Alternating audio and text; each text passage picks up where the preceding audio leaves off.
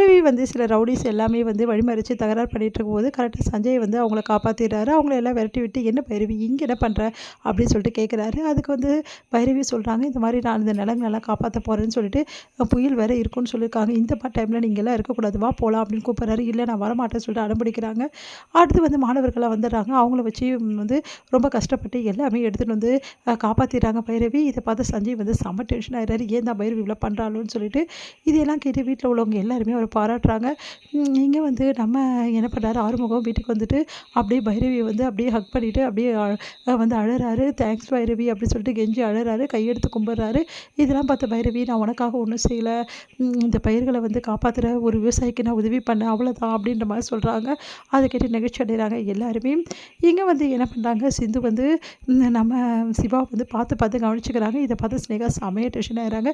சிந்துவை எப்படியாவது இங்கேருந்து துரத்தணும் அப்படின்னு சொல்லிட்டு முடிவு பண்ணி சிந்து கிட்ட போய் மரியாதை இங்கேருந்து முதல்ல ஊருக்கு கிளம்பல, நடக்கிறதே வேறு அப்படின்றாங்க. நான் போக மாட்டேன் சிந்து அடம்பிடிக்கிறாங்க. அப்போ உடனே அங்கே இருக்க நிறைய பேரை கூப்பிட்டு இந்த சிந்துவை எப்படியாவது எடுத்துன்னு போய் இங்கேருந்து துரத்தி விடுங்க அப்படி சொல்கிறாங்க. அவங்களும் சிந்து வந்து வலுக்கட்டாயமாக துரத்தி விட பார்க்குறாங்க. அந்த டைமில் சிவா அங்கே வந்துடுறாரு. வந்து செம டென்ஷன் ஆகிறாரு. ஏன் பொண்டாட்டி மேலே கை வைக்க நீ யார் அப்படின்னு சொல்லிட்டு கேட்குறாரு. அதை கேட்டு சிந்து ரொம்ப சந்தோஷம் அடைகிறாங்க.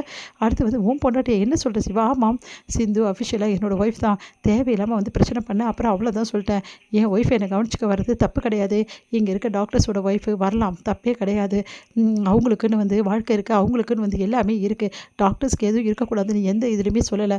அதனால் நீ தேவையில்லாமல் பிரச்சனை பண்ணினா அவ்வளோதான். சிந்துவை இங்கே வந்து அனுப்புறதுக்கு உனக்கு எந்த ரைட்ஸும் கிடையாது. என்ன வேலை வாங்குறதுக்கு தான் உனக்கு ரைட்ஸ் இருக்குது. சிந்து அனுப்பவோ, சிந்து வந்து பிரச்சனை பண்ணவோ, என்னோட பர்சனல் விஷயம் தலையிடவோ உனக்கு எந்த ரைட்ஸும் கிடையாது அப்படின்றாங்க. இங்கே பாரு சிவா, இவ இங்கே இருக்கக்கூடாது, இங்கே இருந்தால் அப்புறம் அவ்வளோதான் சொல்லிட்டேன். நீ யார் இருக்கக்கூடாதுன்னு சொல்கிறதுக்கு? சிந்து என்னோட ஒய்ஃப், அவள் இங்கே தான் இருப்பா, உன்னால் என்ன பண்ண முடியும் பண்ணிக்கோ. அப்படி அனுப்புறதா இருந்தால் என்னையும் சேர்த்து அனுப்பிச்சிட்டு நானும் சிந்து ஊருக்கு போயிடும் அப்படின்றாரு. அப்படியே டென்ஷன் ஆகிடுறாங்க ஸ்னேகா, செம்ம கடுப்பாயிடுறாங்க. உடனே சிந்துவை பார்த்து முறைக்கிறாங்க. அப்படியே பார்த்து சிந்து வந்து அப்படியே இருக்காங்க. நீ வா சிந்து போகலாம் அப்படின்னு சொல்லிட்டு கூட்டிகிட்டு போகிறாரு. இதை பார்த்து ஸ்னேகாவுக்கு செம்ம கடுப்பாக இருக்குது. இப்படி நடந்துச்சு, சிவா கூட இருக்கலான்னு பார்த்தா இவ வேறு வந்து தொல்லை கொடுக்குறாளே, இவளை ஊருக்கு அனுப்பலான்னு பார்த்தா அந்த சிவா விட மாட்டேங்கிறானே அப்படின்னு சொல்லிட்டு செம்ம டென்ஷன் ஆகிறாங்க. இங்கே சிந்து வந்து சிவா கிட்ட கேட்குறாங்க, சிவா டாக்டரே நீ சொல்கிறதெல்லாம் உண்மையா? என்ன உண்மை? நான் சிந்து என் பொண்டாட்டி, அவள் இங்கே தான் இருப்பான்னு சொன்னியே, அப்போது நீ என்னை பொண்டாட்டியாக நினைக்கிறீங்க பார், அஃபிஷியலாக நீ என் ஒய்ஃப் தானே. பார், நான் என் மனசில் உன்னை ஒய்ஃபாக நினைக்க முடியாது. ஆனால் நான் நினச்சாலும் நினைக்கிறாலும் சட்டப்படி நீ என்னோடய மனைவி. அது உண்மை தானே, அதை தான் நான் சொன்னேன். மற்றபடி எக்காரணம் கொண்டும் உன்னை நான் ஒய்ஃபாக எந்த காலத்துலையும் நினைக்க முடியாது சிந்து, அது எனக்கு நினைக்கவும் வராது அப்படின்றாரு. அது கேட்டு சிந்து மனசு கஷ்டப்படுறாங்க.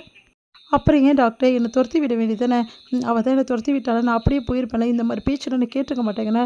இங்கே பார் சிந்து, நீ பண்ணுறதெல்லாம் பண்ணிவிட்டு சும்மா நல்ல மாதிரி நடிச்சிட்டு இருக்காது சிந்து, எனக்கு செம்ம கோவம் வரும் சொல்லிட்டேன். எவ்வளோ விஷயம் பண்ணிகிட்ருக்க, ஆனால் நீ இப்போ வந்து எதுக்காக இதெல்லாம் ஆசைப்பட்டுருக்க? இங்கே பார் ஸ்னேகா, உன்னை பற்றி நான் அப்படி பேசிந்து எனக்கு புரியல, மற்றபடி உன்கிட்ட உன்னை நான் யார்கிட்டையும் விட்டு தர மாட்டேன். ஆனால் நீ பண்ண தப்பையும் நான் மன்னிக்க மாட்டேன். இக்காரணம் கூட என்னால் நீ செய்கிற தப்பெல்லாம் மன்னிக்க முடியாது, மறக்கவும் முடியாது. புரியுதா அப்படின்றாங்க. புரியுது அப்படின்றாங்க. சரி சாப்பிட்றியா டாக்டர், எனக்கு ஒன்றும் பசிக்கல, டைம் ஆகிடுச்சு, நேரத்தோட படுக்கலாம் வா அப்படின்னு சொல்லிட்டு கூட்டின்னு போகிறாங்க. இங்கே வந்து டாக்டர், இந்த வந்து இடத்துல நீ படுத்துக்கிற ரொம்ப கஷ்டமாக இருக்கும்ல உனக்கு, அதுக்கு என்ன பண்ண முடியும்?